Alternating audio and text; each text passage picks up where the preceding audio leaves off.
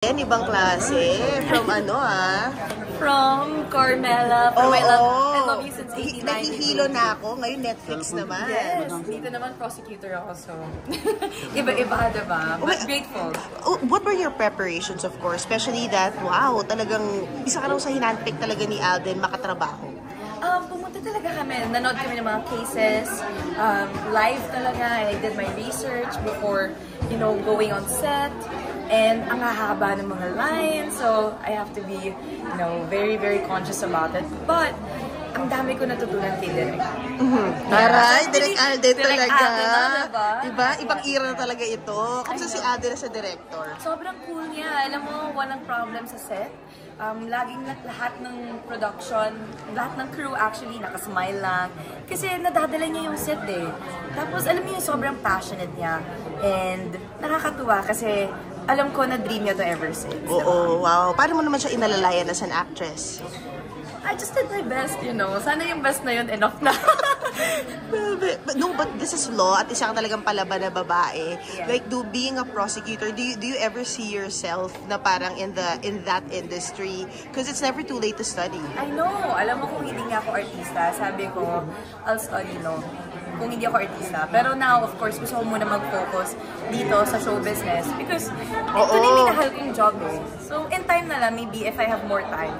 Grabe. Sobrang ang dami mo ginagawa ngayon. You have a show, you have this.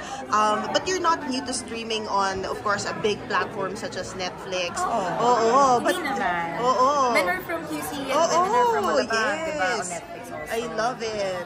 Yeah, speaking of that, ang dami mo, may kasunod ka ulit, yung university series, we're gonna have another promo. Series of Tomorrow. How was it? Well, we're taping na, alongside ng I Love You Since 1892, so everyday bakbakan, everyday nagpapalit ng characters, but nakakatuwa kasi nakikita ko yung mga friends ko, long-time friends ko na yun eh. For 3 years, we've been working together, diba? Hindi ba kayo nalilito ni Jerome na nagpapalit-palit kayo ng pangalan sa set? Hindi naman na. Hindi pa naman nangyayari yun. More like kailangan lang ng tulog, so yun lang. I love it. Heaven, paano mo pinapagpag yung mga characters mo? Kasi syempre sunod-sunod na siya. Siguro through time, natutunan ko na rin po yun. Dati talagang kaya kong dalhin yung character mga months after yung mga mabibigat na scene. Pero suddenly, like, biglang alam ko lang paano kumalas. And to keep me grounded, yung mga staff ko, yung mga crew ko, sila yung mga kinakausap ko para, okay, ito pa rin pala ako, si Heaven pa rin ako. Hindi ako yung character na ginagampanan ko ngayon. Parang gano'n. Nakakapag-me time ka pa ba yung mga ganang bagay? Ngayon, wala pa akong me time. Wala pa akong time sa kahit na ano.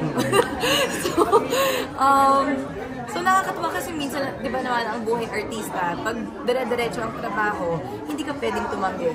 Pero pag may mga times na pwede ka magpahinga, di pahinga muna, doon ako magkakaroon ng me time. Heaven, kasi syempre si Alden nakilala siya sa mga love team, sa mga rom-com na type ng movie. This time, iba yung gagawin niyo. Inasahan mo ba na ganitong ka-extreme yung roles na gagawin niyo? Hindi! Hindi ko inasahan. So, nung binigay sa akin tong project na to, I'm like, ako ba talaga ang gusto niyo? Sure ba talaga kayo? Sabi nila, and even si Alden, sabi niya, no, I know na kaya mo to, and I do believe in you. Nandito ako para alagaan ka rin, so don't worry about it. So, yeah, natuwa naman ako sa assurance na binigay niya. Totoo ba nakaka-inlove si Alden pag may mga titig siya mga kakaiba? Ay, gano'n ba? Kasi yung bang, syempre, yung mga characters na nadadala ka sa mga roles, may ganun ba siya? May charm? May charm naman, Alden Richards na yun eh. Yeah. Pero wala kami masyadong love story regarding that. So, mas nag-focus talaga kami regarding sa mga cases. Yeah. Wow. Anong advantage at disadvantage ng couple artista yung director?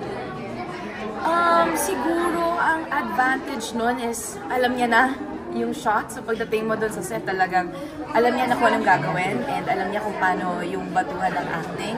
Hindi na kailangan tumimpla kumbaga. Ang disadvantage nun, syempre nakakaawa din siya kasi parang wala siyang pahinga. So parang minsan kahit gusto ko pa siyang tsikahin, hayaan ko na lang siya para okay, magpahinga ka muna dyan. Ano pinag-ichikahan niyo? To be honest with you, 2 years ago pa namin nagawa to. Okay. So wala na ako masyadong maalala. But but I always remembered na sobrang ano siya, caring on set. Hindi lang sa akin, but to everyone. Diba? Wow. So, nagsuspoil siya. Nagsuspoil siya. May mga fruits. Pag kailangan ko ng fruits, may padala siya ng fruits. Pero ganoon naman din siya sa other cast. Ayan. And dami mo fans, ha? Nakaabang. Nagulat kami. Na-excite na ako. Atake nga, panoorin. on a Sunday, ha? Diba? Nakakatuwa. Kasi pinaghirapan namin to eh. And so now, after 2 years, mapapanood na rin finally. How is this? Oh, go ahead. Sorry. Inalam mo ba bakit sa Netflix ang release hindi sa theatrical? Ay, hindi ko na po natanong yan. Baka po si Alden na lang po. Direct! Oo. And how is this relevant to today? How do you feel the film's relevant to today?